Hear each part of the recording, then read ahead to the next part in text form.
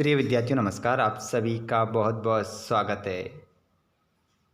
जल्दी से उठ जाइए साथियों और अपने हाथ में कॉपी और पेन ले लीजिए।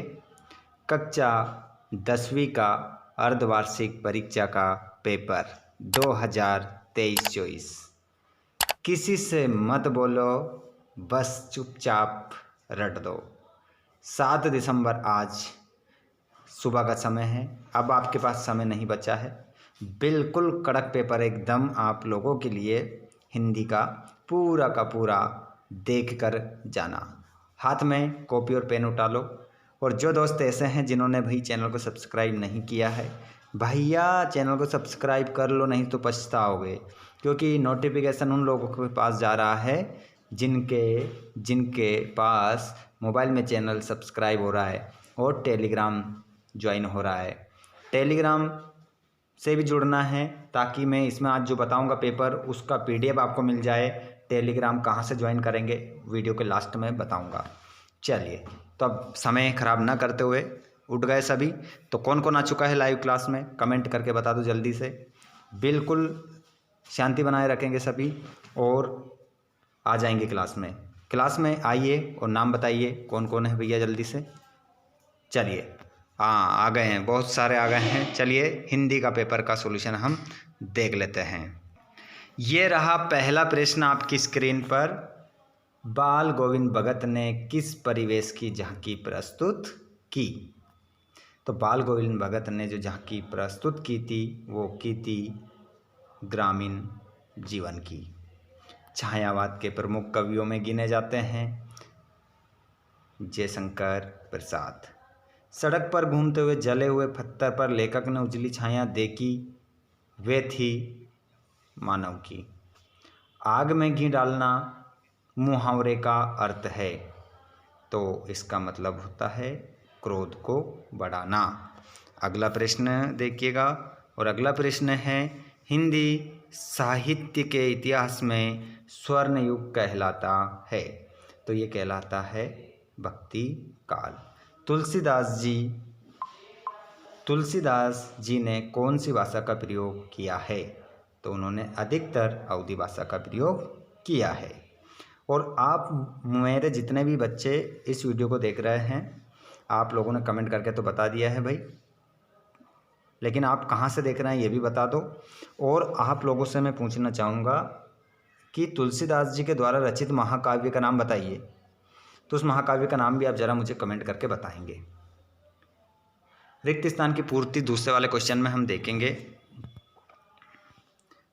विद्यालय में समास है, तो विद्यालय में जो समास हो जाएगा वो हो जाएगा तत्पुरुष समास। आत्मकथ्य के कवि हैं जयशंकर प्रसाद।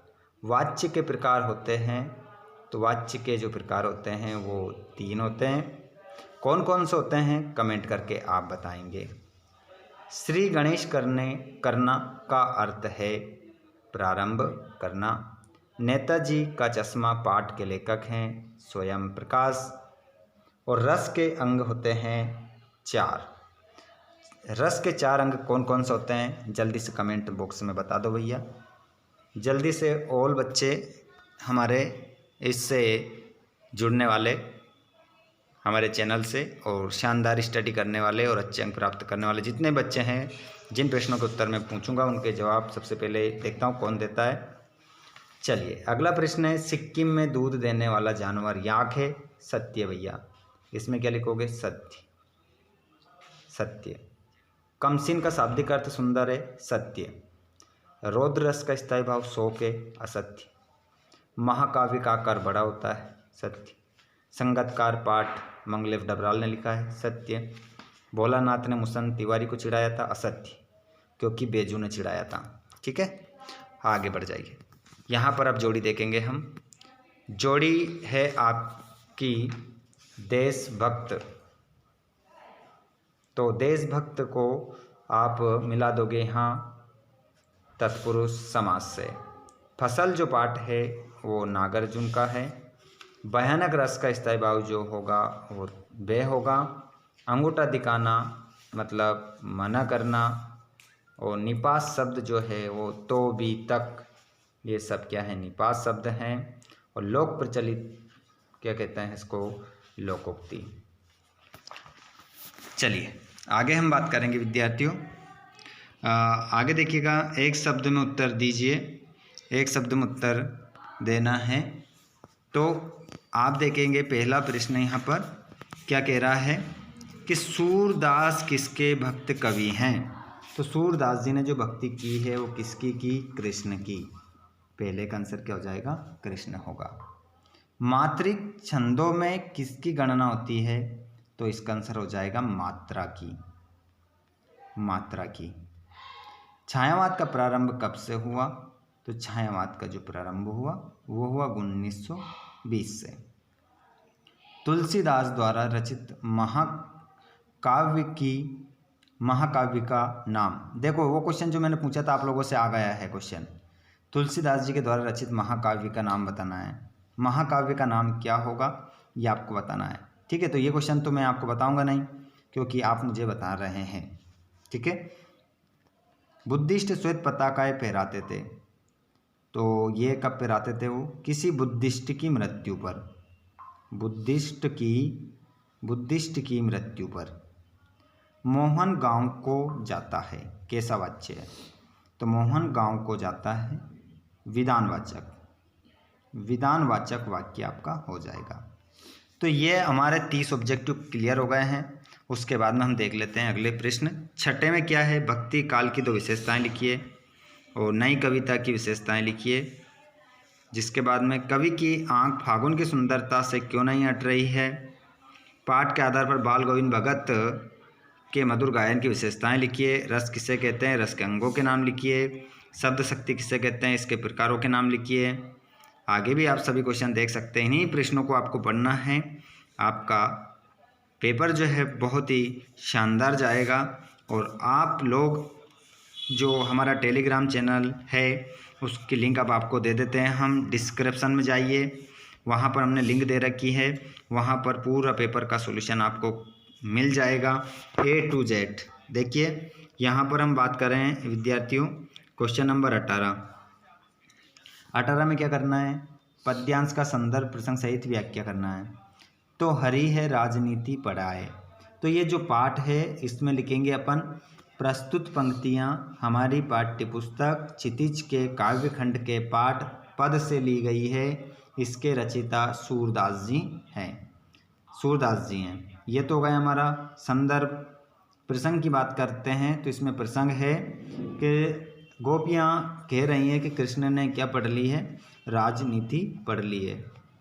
उद्धव तुमने जो ये बात कही है इसे सुनकर हम समझ गई हैं, तो ये कहा गया है। नीचे वाले की हम बात करें तो छोटे से जीवन की कैसे बड़ी कथाएं आज कहूँ, तो ये जो बातें कही हैं ये पाठ जो लिखा है वो लिखा है जयशंकर प्रसाद ने, ठीक है। जयशंकर प्रसाद ने इस पाठ को लिखा है और इस पाठ का नाम है आत्मकथ्य। तो आप इतना करके तो लगा ही सकते हैं, ठीक है, प्रत्येक बच्चा लिख देगा। तो ये संदर्भ में आ जाएगा और प्रसंग में अब देखिए यहाँ पर देख सकते हैं। उसी प्रकार यहाँ पर नेताजी का ध्यान भी पहली बार मुझ पर केंद्रित हुआ। लड़कियों की जिस उम्र में शिक्षा के साथ साथ सुगढ़ गृहिणी कुशल पार्क शास्त्री बनाने में नुस्खे जुटाए जाते थे, पिताजी का आग्रह रहता था कि मैं रसोई से दूर ही रहूं। मतलब ये जो लिया गया है मन्नू भंडारी के द्वारा लिखा गया पाठ से लिया गया है, ठीक है। एक कहानी है भी, ये लखनवी अंदाज से लिया गया है यशपाल के पाठ से। और क्वेश्चन नंबर 20 में आपको क्या लिखना है, बेरोजगारी की समस्या पर अनुच्छेद लिखना है और कोविड-19 स्वतंत्रता दिवस पर संवाद लिखिए। और अगला क्वेश्चन आप देखेंगे 21 में आपको क्या करना है, नीचे दिए गए अपठित गद्यांश का शीर्षक और आंसर आपको देना है यहाँ पर।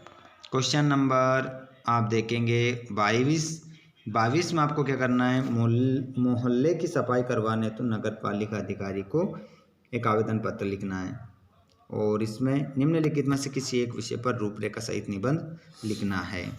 तो ये पूरा क्वेश्चन पेपर आपका हो चुका है, ठीक है। चलिए अब मैं आप लोगों को बता देता हूँ स्टूडेंट्स, इतना ही लगा कर जाइएगा, अच्छे से ध्यानपूर्वक आपका पूरा क्वेश्चन पेपर बन जाएगा। और 1 से लेकर 23 तक आपको जो भी प्रश्न चाहिए, इनमें से 1 से 23 तक जो भी प्रश्न आपको चाहिए कमेंट बॉक्स में बताइएगा, क्योंकि इन सभी प्रश्नों के उत्तर हमारे द्वारा डाल दिए गए हैं। धन्यवाद।